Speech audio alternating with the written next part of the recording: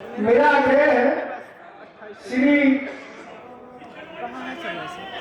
राजकुमार जी से, advocate doctor Shri Rajkumar ji advocate करके आए और अपना उद्गार व्यक्त करें। संयुक्त गुर्जर परिषद मेरठ।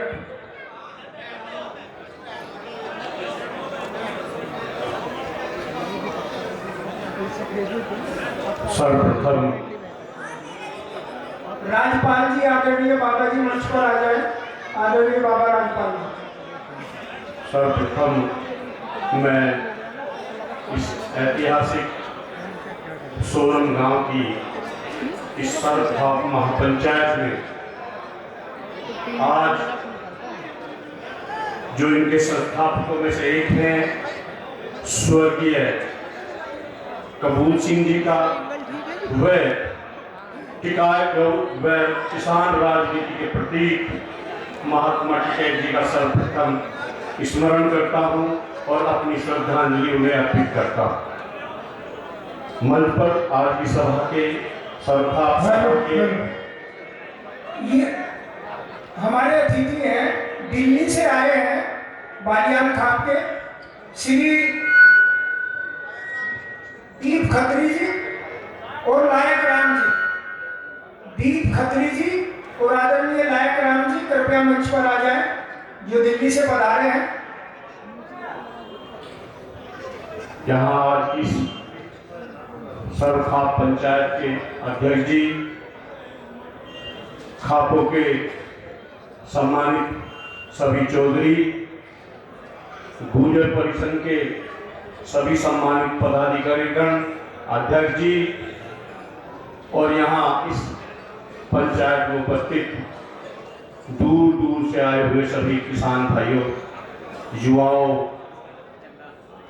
पत्रकार बंधुओं, सर्वप्रथम मैं अपने आप को बहुत गौरवान्वित महसूस करता हूँ कि आज इस सर्वजातीय खाप पंचायत में मुझे बोलने का अवसर दिया। मैं मेरठ का प्रतिनिधित्व करता हूँ और अब कुछ बातों पर मैं अपनी बात रखता हूँ। हालांकि एजेंडा शायद आज का सामाजिक समरसता या कुरीतियों से संबंधित है, तो मेरा सिर्फ इतना कहना है आपसे, दो तीन बातों पर आपकी बात रखूंगा कि कास्ट या जाति भगवान ने नहीं बनाई थी। जातियों की संरचना यहां पर आए हुए इंसान ने बनाई। और यदि मैं दूर तक जाता हूं तो समझता हूं कि कोई एक शक्तिशाली व्यक्ति इसके पीछे था जिसने एक समाज को जातियों में तोड़ने का काम किया होगा कि जातियां यदि विखंडित नहीं हुई और ये एक ही जाति में सब समाहित हो गए तो यहां पर राज करना मुश्किल हो जाएगा। मैं ये भी देखता हूं कि जितनी भी जातियों का संगम है, जातियों से आगे भी जाकर हम लोगों में टूट फूट, इस सबको एक करने का एक ही तरीका है कि सभी समाज आज जो हमारे अंदर की कमियां हैं उन सब कमियों पर सभी बैठकर एक साथ चर्चा करेंगे और विमर्श और चर्चा ही हर बुराई को दूर कर सकती। दो जातियां मैं मान के चलता हूं पूरे देश में, पूरी दुनिया में, एक कमाने वाला है और एक खाने वाला है। कमेरे तो आप लोग हो जिन्होंने जमीन हो, सरहद हो, कारखाने हो, कमाने वाले आप हैं और खाने वाला कोई और है। इस पर बड़े गंभीर मनन की, बड़ी गंभीर चर्चा की जरूरत। साथियों, ये आप जब ध्यान से देखेंगे तो केवल हमारे हिस्से में मेहनत आई, उस मेहनत का फल हमारे हिस्से में नहीं आया। यदि मैं यहां से यह कहूं कि दूध पैदा करने वाले आप हैं लेकिन प्लांट आपका नहीं है, पनीर आप नहीं बनाते, दूध आप नहीं बनाते, दही आप नहीं बनाते, आपके दूध से मालामाल कोई दूसरा हुआ है, उसका पैसा आपको नहीं मिला। मैं यहां यदि दूसरी बात कह दूं कि हम रात पैदा करते हैं, तुम्हें कितना पैसा मिलता है? कितने फ्लोर मिल है आपके पास, कितने किसानों के मिल है अपने पास कि जब पूरे देश में इस गेहूं से पैदा होने वाले फायदे को उठाते हैं।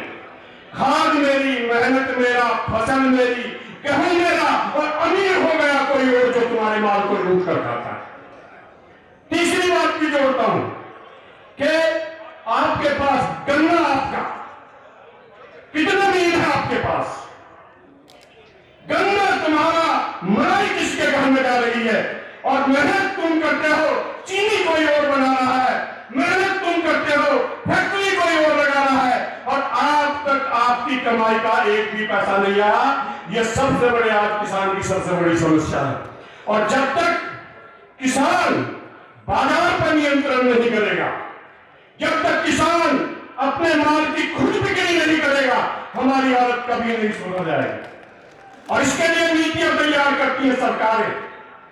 सरकार ने तय किया कि शहर में एक छोटी सी दुकान, उस पर आप यदि चाहें तो आप 25 लाख रुपए की लिमिट बैंक 1 मिनट में बना देता है।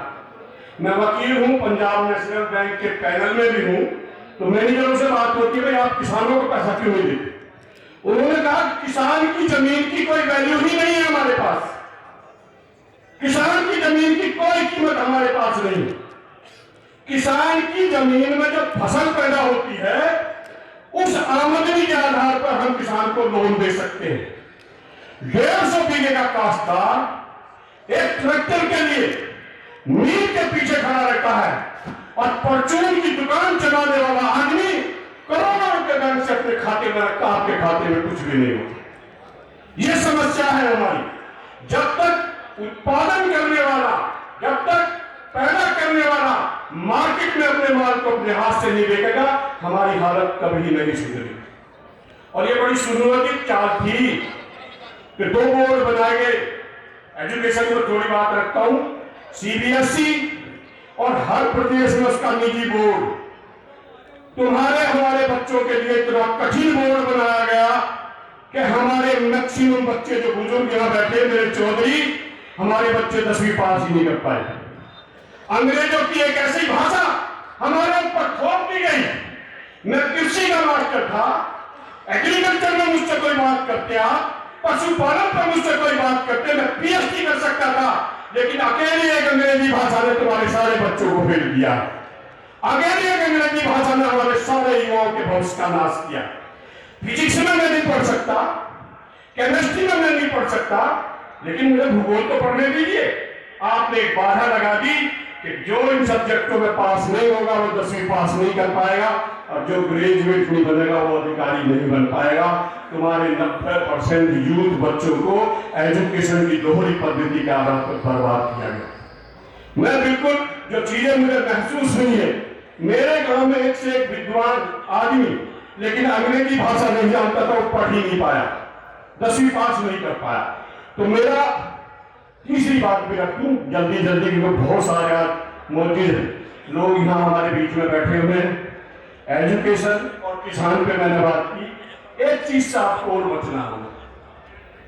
किसान जब अपना सुबह को हल जोतता था, अपनी फसल पे जाता था, अपने खेत पर जाता था, हे राम का नाम लिया और सारा काम शुरू कर देता था। रास्ते में मिले सबसे राम राम, बड़े मिले उनको राम राम।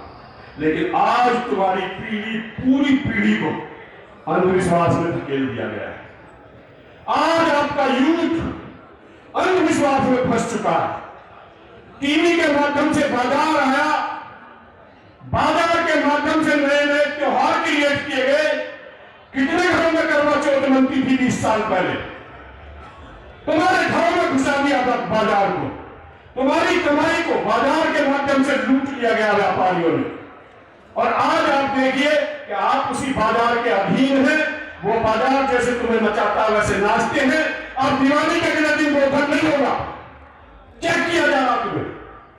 कभी पहले हुआ तुम्हारे जमाने में? नहीं हुआ।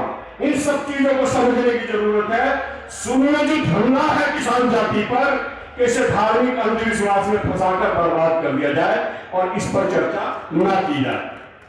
साथियों, वर्तमान जो देश के हालात हैं वो बहुत बढ़िया नहीं है। किसान की आमदनी नहीं बढ़ पा रही है, किसान के बच्चों को नौकरी नहीं मिल पा रही है, किसान की बात कहने वालों को दिल्ली में नहीं जाने दिया जा रहा। ये सारे हालात तब बदलेंगे जब सर्वखाप के माध्यम से कोई जाति हमारी नहीं होगी, एक ही जाति हमारी होगी और वो जाति होगी किसान। और जिस दिन हम अपने नाम के आगे किसान लिखना शुरू करेंगे, जातियां हटाएंगे, सब लोग एक हो जाएंगे और उस दिन देश की कोई भी बड़ी ताकतों हमें झुका नहीं पाएगी। मैं क्योंकि बहुत सारे बोलने वाले हैं, अपनी बात 2 लाइनों के साथ खत्म करता हूं।